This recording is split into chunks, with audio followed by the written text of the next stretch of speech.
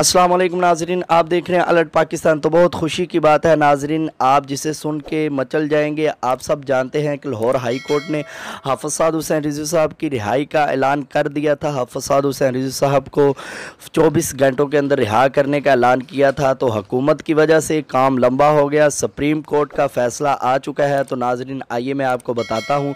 तो वीडियो शुरू करने से पहले आपसे दरख्वास्त है कि चैनल को सब्सक्राइब कर लें और वीडियो को लाइक ज़रूर करें, बेल आइकन के ऊपर क्लिक कर दें ताकि हमारी न्यू अपडेट आपको जल्दी मिलती रहे। तो नाज़रीन आप जानते हैं सुप्रीम कोर्ट में हमारे वकला ये फ़ैसला लेके पहुंच चुके थे।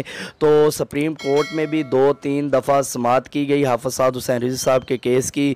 तो सुप्रीम कोर्ट में जब हुकूमत ने अपने दलाइल पेश किए तो हुकूमत के दलाइल बिल्कुल झूठे थे। ये इन्होंने बहुत कोशिश की कि हाफ़िज़ साद हुसैन रिज़वी साहब को रिहा ना किया जाए। हुकूमत इस हक़ में थी नहीं कि हाफ़िज़ साद हुसैन रिज़वी साहब रिहा हों।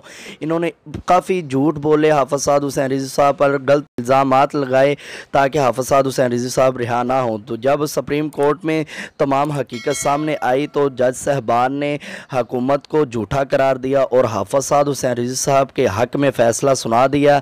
आज सुप्रीम कोर्ट में भी ये फ़ैसला हो चुका है कि हाफ़िज़ साद हुसैन रिज़वी साहब को फिल फ़ौर रिहा किया जाए।